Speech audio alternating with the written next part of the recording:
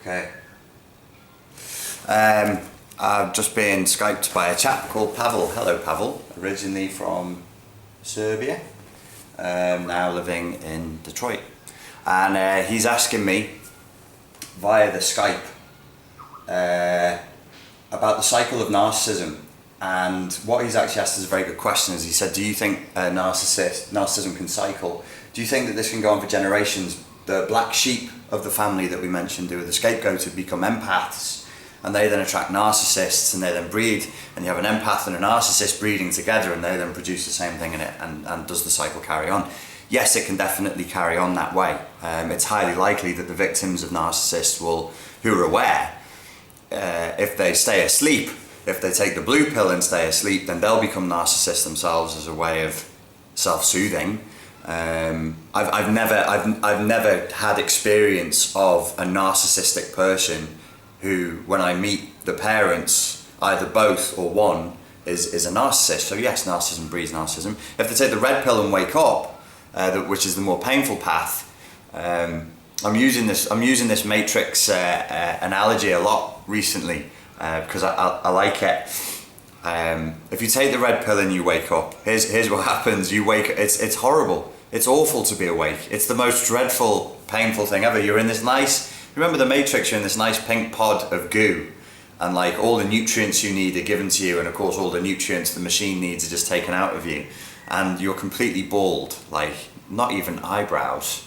And then when you wake up to find this pale, hairless freak who's never had cold air on their skin, with a tube up your bum and down your throat, and everything is painful. Just having the air on your skin is painful. That's what it's like waking up. That's what it's like having that red pill moment. That's why they call it red pill moment, is you wake up to this shitty reality in which you don't live a nice, normal, happy life. You're actually like a fucking tramp stuck in a flying submarine with a bunch of other smelly tramps who haven't had a shower ever, because there isn't a shower, and you can't even eat real food. You just eat protein-packed porridge. You guys remember the Matrix, right? And everybody's got like a skinhead, and everybody smells, and everybody's like wearing a bin bag. That's what, when you say, oh, I want to wake up, I want enlightenment, it's like, do you really? Do you fucking really? So he asked the question about empaths creating narcissism, and I said, yeah, empathics can create narcissism, and so does indifference. And he said, Pavel says, how does indifference create narcissism? And I was like, oh, I thought everybody knew this. I actually assumed on the channel that people knew this. Narcissism is can often be, what do you call it? I'm sorry that the phrase has gone out of my mind, but there is a phrase for indifferent parents, or parents who just aren't disinterested parents. So if you have very, very disinterested or indifferent parents, it can produce what is called overachiever syndrome in the children. Indifferent parents are usually narcissists because they're so wrapped up in their own lives, in the movie that they're living of their own life, that they can't see anybody else, including the humans that they've just created, the small humans that they should feel all this love and affection for, which is a biological fucking imperative. For some reason, these fucking psychopathic fucking fuck-faced lizards are switched off to that, and they fucking well don't feel it, the fucks. So the indifference that they feel can actually breed narcissism in the kids, and I've seen this in myself and in other family members close to me. The overachiever syndrome, because what should happen is, both parents should be there supporting the child, saying, well done, son, well done, daughter, come forward, come up, and parents should provide guidance. And if, in times gone by, if the parents couldn't do that, if they were inept, then the rest of the tribe would take over, or the parents' parents would take over. I've mentioned the Celestine Prophecy before. Whether you like that book or not, it doesn't really matter. But what matters is that it actually suggested that in days gone by, the grandparents would parent the children.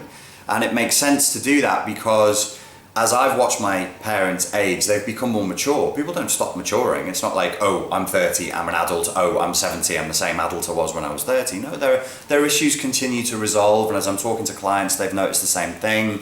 You can have like a difficult parent who maybe with time and over, the course of a life, not that they could become enlightened per se or have any major differences, but maybe they look back and regret. Maybe they look back and say, hey, I didn't really do the best job I could. I wish I could do it again. And then, through your kids, they have the opportunity to try and rebalance their own karma and their own guilt as well. But indifference from the parent,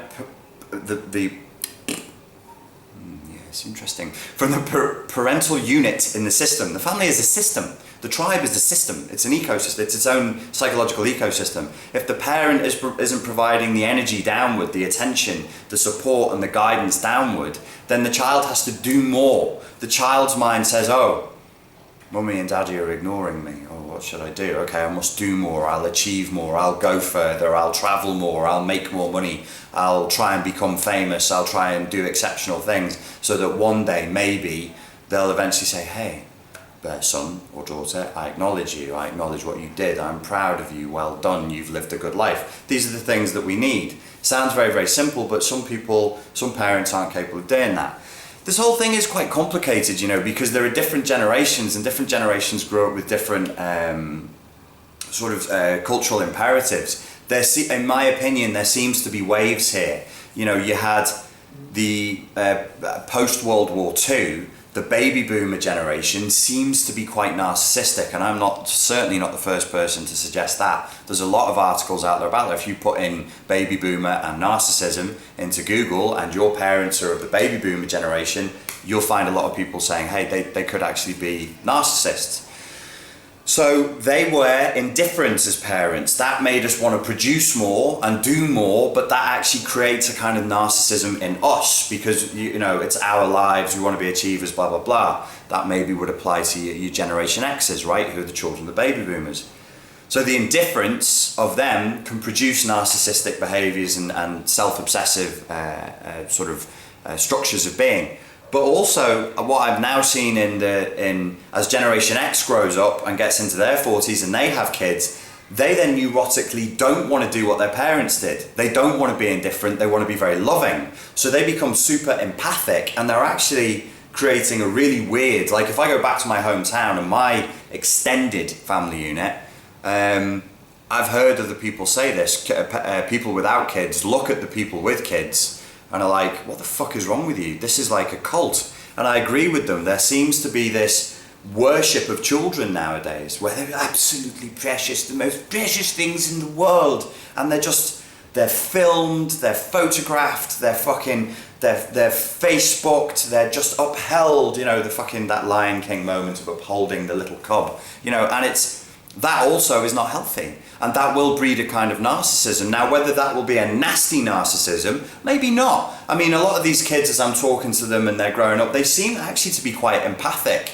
But I can't imagine that degree of overwhelming smothering of affection is good for anybody and constantly being told, you're special, you're special, you're special. It's not healthy. In terms of parenting, we've got to strike that balance. If we're going to parent kids or even be role models for kids, if you don't biologically have your own children, you've got to find a balance.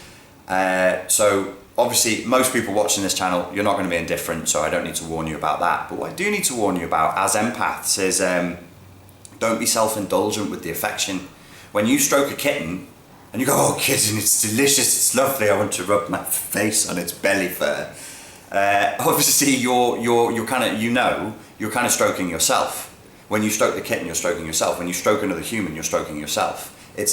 So be aware of no, I'm not saying don't do it, but I'm saying be aware of the self-indulgence of affection, the self-indulgence of support. Oh, I'm into therapy. Let me support you, let me help you. Okay, fine, but there is a self-indulgence there. So just be aware of it, because for children, too little attention is bad. But too much attention is not good. It's not good to be that, I've seen parents behaving in my hometown, in my family unit, in a very, very strange way. And I believe it's as a reaction against the baby boomer generation who are their parents. Their parents are very selfish, very self-involved, very materialistic, very narcissistic and indifferent. So they're like, well, I don't want to be like those fuckers, so I'm going to give loads of attention and loads of affection. Be careful. Be careful of doing that. you can create highly dependent people like that. I mean, what the fuck are they going to do when you eventually die? They'll be absolutely ruined. And it, you know, we've got to strike a balance in everything. That is one of the things that I'm saying a lot to people in coaching right now is have the express intent. I move towards sanity. I move towards peace. I move towards balance. Because if you don't and you drift, this culture is not pointed at sanity. This cultural template is not pointed at balance. It's very much pointing you at imbalance. It wants you neurotic, it wants you sick, it wants you crazy because it makes you a better consumer. So you really have to take that red pill and you know, redo your programming. So indifference can create narcissistic patterns of behavior because of the overachiever syndrome. Too much empathy and too much smothering.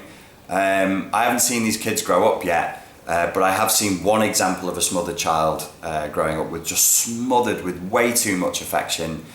She's 26 with the mental age, in my estimation, of about a 19 or 20-year-old. Actually, she's 27 now. She suffered from dreadful anxiety attacks, dreadful agoraphobia and rage. Why? Because she's frustrated. Why is she frustrated? Because she's a child in an adult's body and she's never learned how to grow up. Why? Because the parents have to teach you how to grow up. Indifference is an essential part of parenting. I was appalled when I was of age enough to realise what was going on in the world, maybe about age 12, that people didn't read books on parenting before parenting.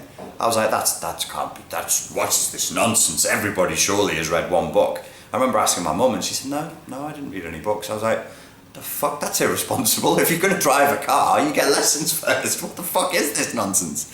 So when I was a weird kid. I was an eccentric kid. I got a book on parenting, and I only really remember one of the lessons in it, and it was about and I'll leave you with this. If a kid falls over and bangs its knee, you can see different parenting styles. One parenting style is, are you okay? And that makes the child go, oh, no pain, oh, cry. And the other one is, oh, you fell over, you dafty, go on, carry on and play. And they go, okay. So you're actually providing a perceptual filter for what the external experience is. Oh, pain. Obviously, if the child's knee is broken, then this isn't going to make any difference. The pain is the pain, the injury is the injury. But if it's a scuffed knee, you want to teach the child to go, it's just a bump. But you control what the perceptual filter is and what the meaning is of the experience by your reaction. And the way to know this is look. If the child is really injured, then it's really injured. But if the child hurts itself, it will look to mummy or daddy for the response. Pain, what's the meaning? What's the meaning, father? What's the meaning, mother? And then mother or father goes, oh, you're fine, just carry on and play. Or, oh my God, and then the meaning is, oh my God, and all of that's internalized in the computer. And then any drama in life, because life is going to have drama in it, obviously, that's inevitable, becomes mass hysteria and absolute craziness and doors being smashed to pieces. I'm thinking of a specific example now where people fly off the handle because they don't have a coping mechanism. The extension of that is now parents being encouraged to allow babies to learn to self-soothe. So that's in the same line, different issue. I'm going to wrap this video up now. Thank you very much for your time and your attention. If you have any questions, do feel free to ask them in the comments or send me a PM and I'll do a video answering them. Thank you. Have a lovely day.